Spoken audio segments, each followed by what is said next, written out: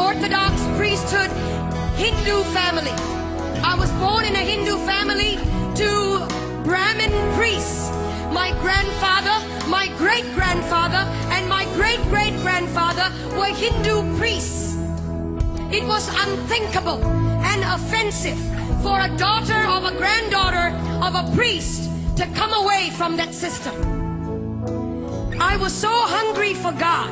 I was so thirsty for God. When I was born at the age of 6 days old, I was dedicated to Hindu demons in a cave temple. I was left in a cave temple, and from that moment on, my mind, my spirit, and my soul was overtaken by demonic forces that I had no control over.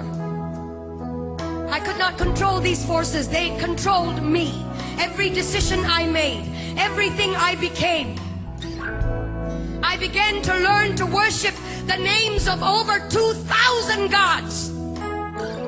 Over 2,000 gods by memory. It was required of me. It was required of the priesthood. And I, as an obedient daughter of a priest or granddaughter of a priest, I learned the names of 2,000 gods. At the age of 19 or 20, I was so hungry for God, but I did not know His name, where He was, who He is. And so I started a journey of pain and darkness. At the age, in my late teens, in 1920, I became discipled under a witch. And the reason I went into that was not to harm anyone, but to find God.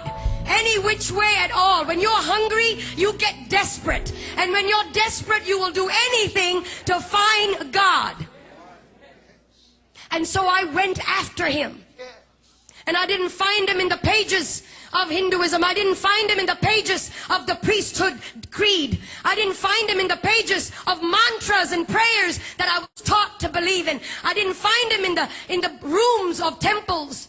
Huge temples. I would go into that and want to look for God. There was one time I was in southern India, and there was in this temple, I went in and I opened the curtain. There was a veil that divided the holy area from the rest of the public. Well, I couldn't wait. I had no authority to go into that area. Only a male priest could go in there. I opened the curtain, and there was a 10-foot idol. 12 arms, 12 faces, myriad number of eyes. He didn't see me. He couldn't hold me. He had eyes and could not see me. Years down the road, I was struck with a demonic pain in my body. From the top of my head to the tips of my feet, I would be in pain. Painkillers and suicide came the order of the day. I took painkillers every day, more than the required dose, just to knock myself out. And in my mind, it was one thought: if I ended my life, I would end the pain.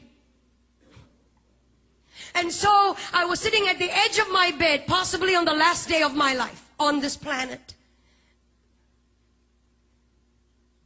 Sometimes, when it all looks lonely, you feel that nobody really cares. Hear me, young people. He's watching over you. He's watching over you. And it may not be tangible, but He's over you. And He loves you. And He'll come through for you if you would just focus on Him and let the other stuff go. And I was sitting at the edge of my bed, frustrated, fed up. And I cried out like you have cried out. Jesus! I'd heard of that name when I was growing up. Christmas cards. Christian people that would come to my door and tell me He died for you. And I would resist them and argue with them. Proud and arrogant of the priesthood that I belonged to. Ignorant. And when I cried out, Jesus, the presence of a holy God began to filter through that room.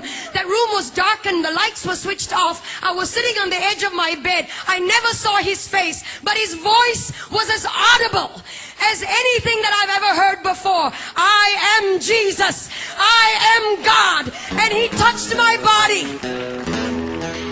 No doctor could cure the disease that was in my body. No doctor could heal me. young man, no doctor could provide the answers. Nothing out there can.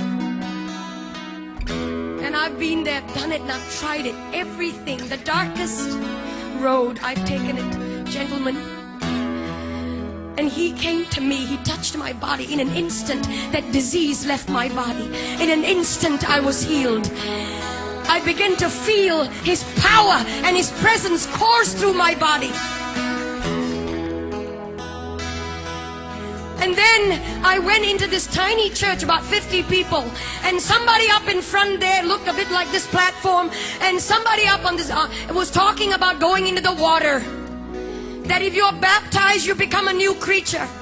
Well, I didn't understand that either. I was wondering how water can make such a big difference. What's the big deal? We take showers every day. I went up to this preacher man and I said, will you put me in this water? Because everything and anything he wants me to do, I'm ready to do it. He has set me free. He has healed me. Anything and everything. No matter the price. No matter. And so they put me in that water. When I came out, legions of demonic influences broke free from me. And I was set free, church. And today, depression is going to go. Heart disease is going to flee. Jesus is in this house. He's here. And if you could shout.